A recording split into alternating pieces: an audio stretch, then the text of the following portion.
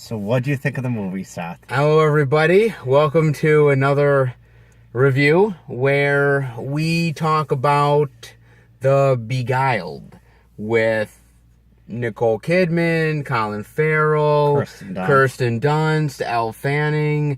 There's a lot of names in this movie. Doesn't mean it's a good movie. Doesn't mean it's a good movie, and that's actually true of a lot of movies nowadays. Big stars doesn't always equal big. Well, look at Ocean's 13. You didn't like Ocean's 13? I liked Ocean's 12. Okay. I didn't like Ocean's 13 because I said you have all these actors and it's too much going on. I didn't think it was a great movie. Okay. I don't think necessarily having a lot of good actors. Some of the best movies out there have no names. I still think a movie is determined by its plot and its director. And what was disappointing about this movie is Coppola directed this movie, which you thought it was going to be a great movie because that director directed it. It's a girl, right? A woman? Sophia Coppola. Now, yeah. She did Lost in Translation with Scarlett Johansson and Bill Murray. Not my favorite, but it was very well loved. She did the Marie Antoinette movie, which got completely panned and bombed, and that was bad. But before that, she did many amazing movies. I don't know all the names, but she was a very well-known director.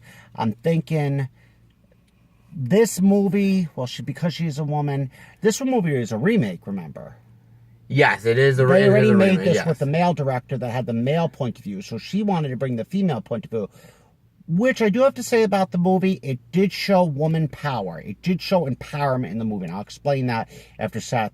It explained how these women lived together in a house. They learned lessons. There was a teacher. There was the maid of, the maitre d', basically, the person, not the maitre d', the madam that ran the house. And yeah. I thought they were all a good cast, and I think the people cared for each other.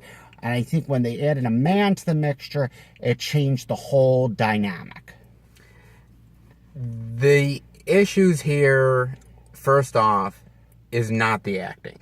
The acting is great across the board. So if you're going to knock this movie, you can't do it with the acting because everybody was top-notch.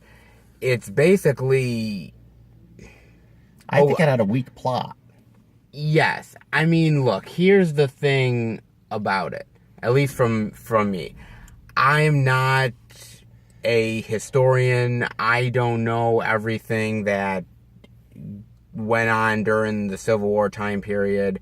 I don't know the etiquette of that time period. I don't know a lot of things about it. So maybe what goes on in the movie is accurate. Maybe it is. But there's a part of me that says that it's not accurate. And there's a lot of inconsistencies here. A ton of them. And I think the first thing to me is that, okay, so Colin Farrell plays a soldier from the northern side. Yes. And basically he ends up...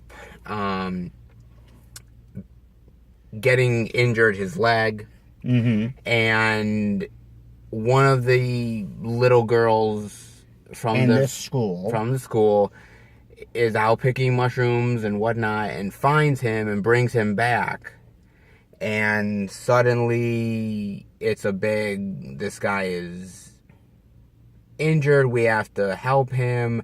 He's also technically the enemy, but he's also a man, which we haven't had here. Well, I think that's what makes the movie. You say inconsistency. I think because it's a movie, it showed, probably in war times too, they thought with their, I don't want to say woman, I have nothing against woman, but I think what they thought is like woman, like caring, loving, compassionate, where, as I think in a typical Civil War time, you learn the enemy is the enemy. You're not going to bring him to your house. And if you do, you're going to definitely tell the other side, he was a Union soldier. You're going to tell the Confederate soldiers, look, we have an enemy, take him away.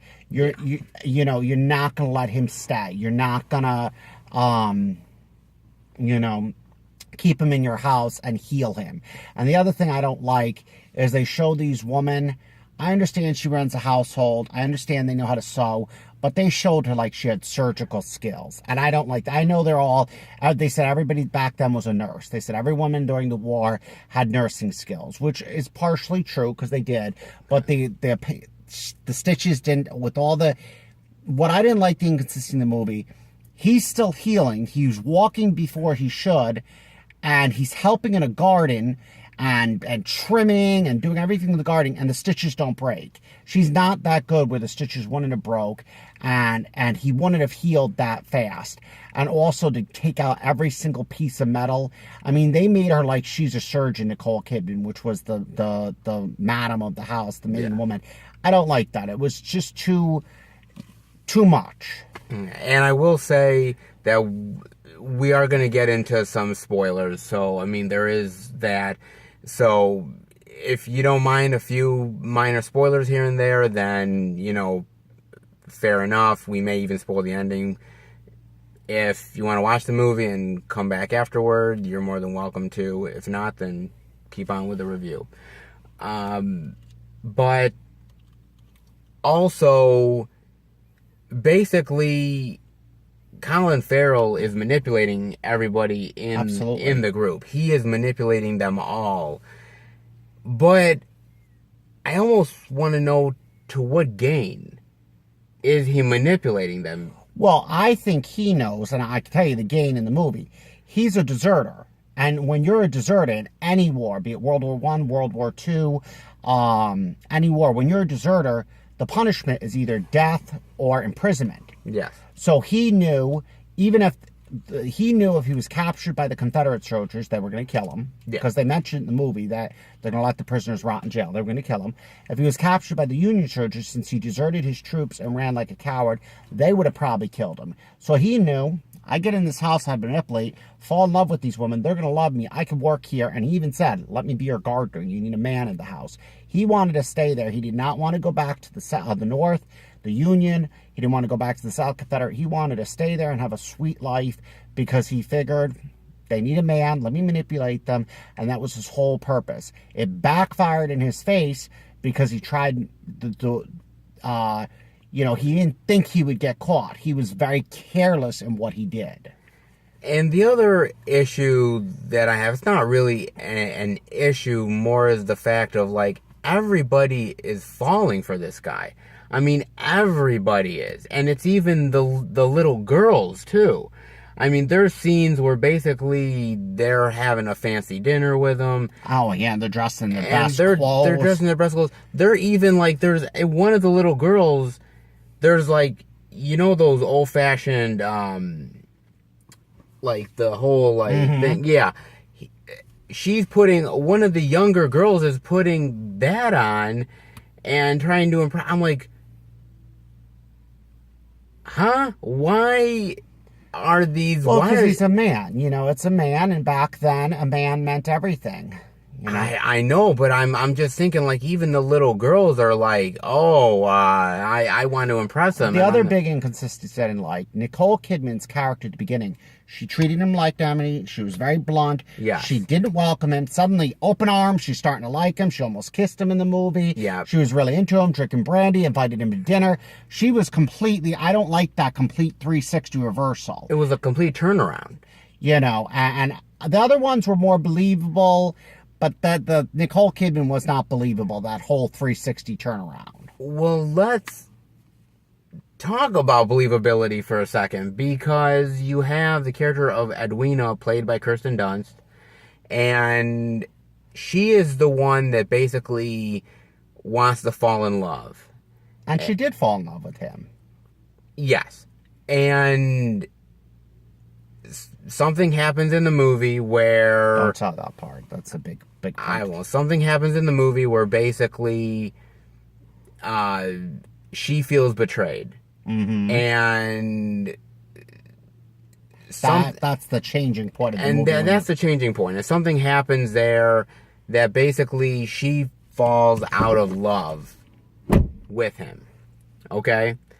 Later on in the movie, she falls back in love. She falls back in love, and it's not even like a little bit, she just goes right into his room, boards up the door, and just lifts up her dress and goes to town. But I think what this is I think she was clinically depressed. She didn't look happy. Okay. He brought her happiness, and I think what it was is, okay, they didn't say she was clinically depressed, but it was like she was very, very sad. She had a sad life. She even said she didn't want to go back home. She really had no place to go to. So I think he brought her happiness, and then it was like, you know what, I'm going to do this. And I think it just brought her, that's why her personality, I think she had a mental illness, you know? That's what I think it was. It probably was a mental illness, but it just, again, the crazy turnaround of it all is what really gets me. And it's not just her, it's with everybody. Even somebody like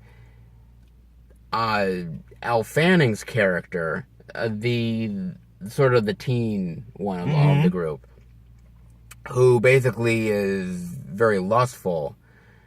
And like there's a scene where it's like, okay, you know, she has to get a key for him, and then she hates him. Then she hates him. And that's what's the inconsistencies. The ones that love him hate him, and the ones that hate him love him. But the character motivations switch on a dime. They switch on a dime, and a lot of times, to me, I'm just like, this is really unbelievable. A part of me wants to buy it because I'm like, okay, this is Civil War times, but a part of me is like, man, this is just so inconsistent that I just can't continue to go with it. The other thing I didn't like about the movie, it was very slow moving. Yes. Even though it was a relatively short movie, an hour and 40 minutes, you know, I'm a smoker, so I have to tell you, the first 45 minutes to an hour, I wanted to go outside, I wanted to smoke because it was just going so slow. I don't, because I'm not going to do that with Seth, but I wanted to go outside. It was just so slow moving. If you're a smoker, or if you have any type of addiction, this is not the movie for you, because you will want to leave, because the first 45 minutes is very slow, and then it's just a complete turnaround. Slow goes into like action. But the slowness, and you are right, but the slowness of it is, I'm okay with slow movies. I've watched a ton of them, but this is, you're like, is something gonna happen here eventually? Like, stuff is happening, but it's like, yeah, it's very slow. But then it picks up and goes right into action. Yes. And the thing, it was too slow moving. I don't mind a slow movie, but you can have slow, then action, slow action. You can't have consistent slowness and then the movie just take a 360. No, absolutely not. I completely agree with you. It's also, I mean, look, the points I will say for the movie is that I like, they really are going for the period. It feels it. You know, it doesn't feel out of place. The costumes, the setting. Oh, the costume, the settings was great. What they were learning in school, the lessons, the prayer, the piano, the gardening. I think that was on key. Yes. As I said, the outfits were on key. The only thing is, I don't like about the movie is the plot. I think the plot is very weak. Yes. I do like it's a woman empowerment plot. If you're, I think woman, it shows how they're empowered. I think I think it does. I think it shows how they're manipulated, but then they fight back. Especially Nicole Kidman's character, Miss Martha. It shows that in a time of need, she sees the soldier, she gets her needles out. Even though it's unrealistic, the ability she has, she maintains the household until, we're not going to say what happens, but she maintains the household with the man in the household, and she does the stitching, and she does the boiling water and the rags, and she is a very strong, powered woman. Even at the end of the movie, it shows how strong she is. It shows how she took complete control of the situation. And it showed even the little girls and their ideas how controlled they are. How empowered they are. True, but too much power. And what I mean by that, in the Civil War, you're not going to have crazy Maybe you would, I don't know, but I don't think a woman's just going to... These women made the first move. Now, in the Civil War, the men made the first move. The woman never made the first move. You had to court a woman and really court her. There was not a lot of courting on his part. They were courting him, but he wasn't courting them. It was they were after him. And I don't think that's consistent with Civil War. No, and also, yeah, Nicole Kidman's character is strong. I agree with you, but honestly, I don't think Elle Fanning, the actress, I don't think her character was all that strong. I certainly don't think Kirsten Dunst was all that strong. What I mean by As a I strong think woman is what I mean. I think she was a strong woman when she, even Miss Martha, she kind of defied her. She was not supposed to dress that way. She dressed provocatively, sexy. Okay, sure. She made the first move for Colin Farrell. That Yeah. is empowering, because a lot of times a woman doesn't make the first move. Even though it's unrealistic at the time, it's still empowering for her to make the first move and her to take control. Okay, I just feel like these women are just falling over each other Well, they're for pawns him. in his game. It's like a chess game. They're pawns in his game. But he didn't really do much. Oh, he was a manipulator. He was a manipulator, but he didn't really even do all that much. Basically, he just threw down breadcrumbs, and they just ate up the breadcrumbs. He didn't want much. All he wanted to do was stay in that house because of his situation, because he was a deserter. He didn't want to go to the Union. He didn't want to go to the South, would have killed him. The North would have killed him. So he figured, let me stay in this house and have a comfy lifestyle. He didn't care. I will also say this, which is that what they decide to do at the end of the movie, and again, I won't spoil it, but it is very... Yeah, I didn't like the ending. I don't know if I can really pinpoint why I didn't like it. I understand the reason why the characters did what they had to do. I get it. But I just didn't... I felt maybe it needed to resolve itself a little better than that, or something. Well, remember, they felt they were in danger. They felt their lives were in danger. And no offense, their lives were in danger. He kind of went psycho at the end. Yes, but also, I guess my thought is, okay, this guy he's drinking and everything like that, and he's pretty unstable guy, especially what happens to him. Mm-hmm. You catch him off guard, you're going to get killed. I don't know if you're going to get killed. You could definitely overtake him, I think. They could have. That's just my thought. But maybe not. I mean... The inconsistency, what I didn't like the movie, there's a very key point, and I don't think Seth mentioned it. He asked for a key. And I think they made you to believe that was the key to the bedroom. That's not the key he was talking about. And I didn't think you thought that. It wasn't the key to the bedroom. I assumed it was the key. Not the key to the bedroom. What was it then? Remember, what did he get in the movie? What did he have in the movie? A gun, right? That's what he wanted the key for. See, I didn't even... These are things I said. He wanted the key to where the gun was. He knew that what was locked in that cabinet, so he didn't want the key to the bedroom. That was an outside key. What would that do him anyways, the key to the bedroom? He wanted the key to where the gun was, because he knew if he had a gun, he has power. I didn't even think about that. And that's where it was in her personal belongings, the key to her dresser to get the gun. Wow. You paid attention more than I did. But it was a little bit too far-fetched. The girl gets him the key. They don't show you how he gets the key. They don't show you how he gets the gun. They left a lot of parts out there. How does he suddenly get the key? How does he suddenly get the gun? How does he suddenly walk downstairs? And the other thing too, if you pay attention to the movie, there's no way in his condition he didn't have that perfect of an aim with the gun. Yeah, to shoot down a chandelier. I mean, in his condition, no. There's a lot of things. There's a lot of issues that this movie has. I mean, you know what? I don't mind these type of movies that take place in the Civil War era. I don't mind it. It's kind of nice, as you say, the whole thing about the woman power. Mm-hmm. It's a good thing to show. It just kind of, for me, it just really was... It didn't...